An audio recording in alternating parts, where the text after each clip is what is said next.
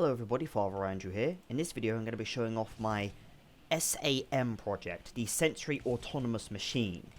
This is a very early prototype of it I developed some time ago. Albeit this is a very flawed prototype and we'll be covering the newest version soon.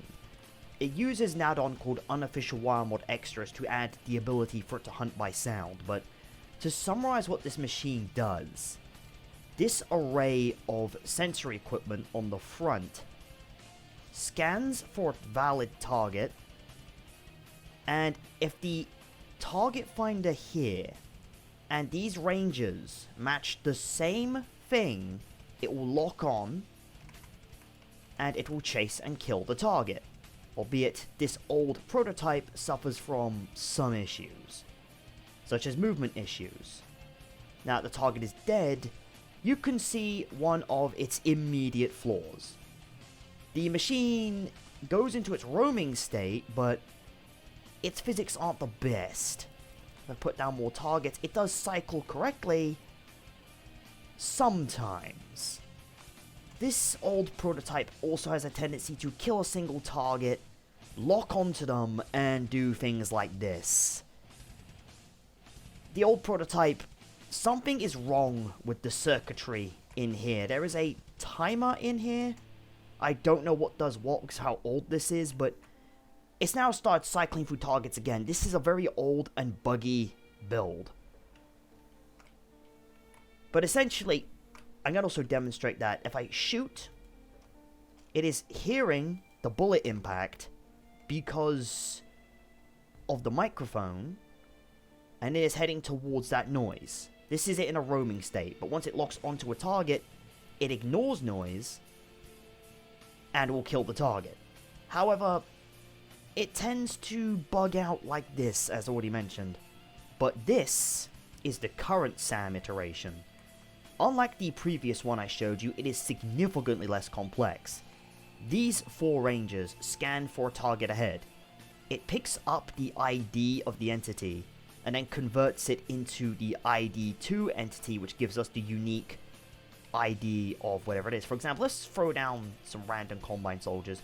This here is doing the same thing. It's picking up the ID and then it's converting that to an ID to entity, which is then compared to what the ranger sees. And let's say, for example, let's just stick it in front of the middle one. This shows that the IDs match. It gets a positive.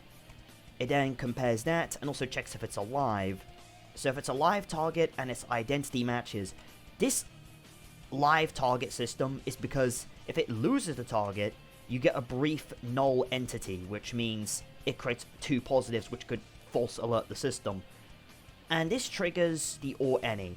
So if any of these four gates go off, that creates a positive output activating a accumulator, which when it hits 30 through this value range, it resets. This means that it's lost its patience, it stops tracking the target, and goes back to roaming, which I will demonstrate by unfreezing it and letting it do its thing. It's locked onto that target, it proceeded to clothesline all three of them, but now with the target dead, that also resets its timer. And much like the earlier prototype, it reacts to sound. It unfortunately got caught on the world there, but this is just a prototype. The previous prototype I showed, unfortunately, was a bit more complex in a better way, but it had a lot of problems. How can I best describe this? Okay.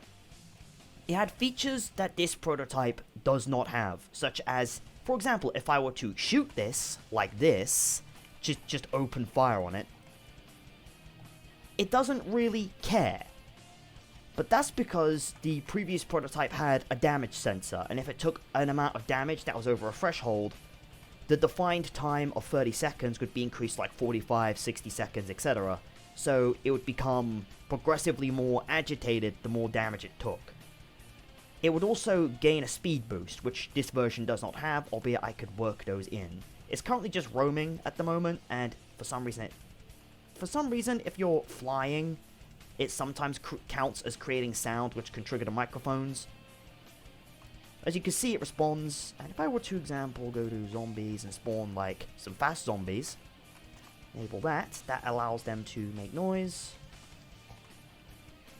As you can see, it's turning in response. It hears them, goes after them. I've kind of got the game audio turned off so you can hear me easier, but the zombies could make ambient noises, but sometimes we get a bug like this where it's marked an NPC to track, but it either attacks an NPC of the same type, or attacks the nearest NPC of the same type. It's still a bit buggy, but outside of that, the S.A.M prototype is still being, well, developed. Sensory autonomous machine, and as to why we have, like, a rotating cone like this, I'm now going to give an example of why it's like this. This is an example of why I'm trying to go with a cone. As you can see, this projected light is cut off into a square. These are scanning through, but some get blocked. This means that if the machine was searching for you, you could hide behind a wall, and it would only be able to see what this light has illuminated, meaning you could, in theory, crawl under it and not be seen.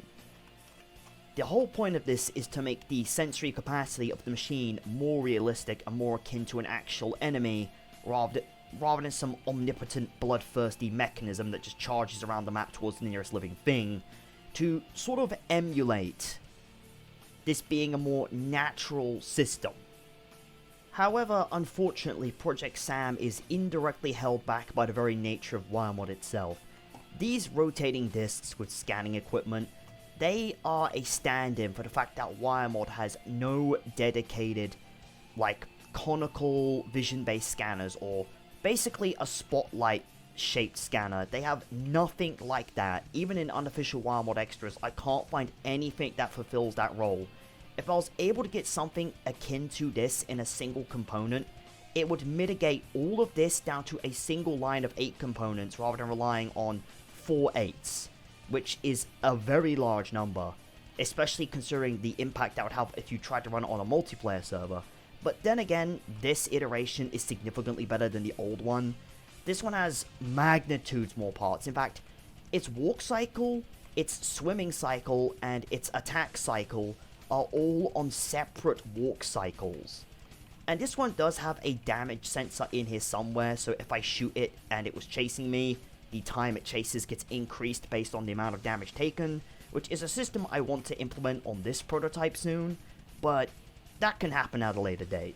So far, the S.A.M project is going in a good direction, but I do believe that I need to find workarounds for the limitations that wiremod puts on them, as to better refine what the S.A.M project is capable of. Albeit for now the project is in a decent place, and I will probably resume working on this next year.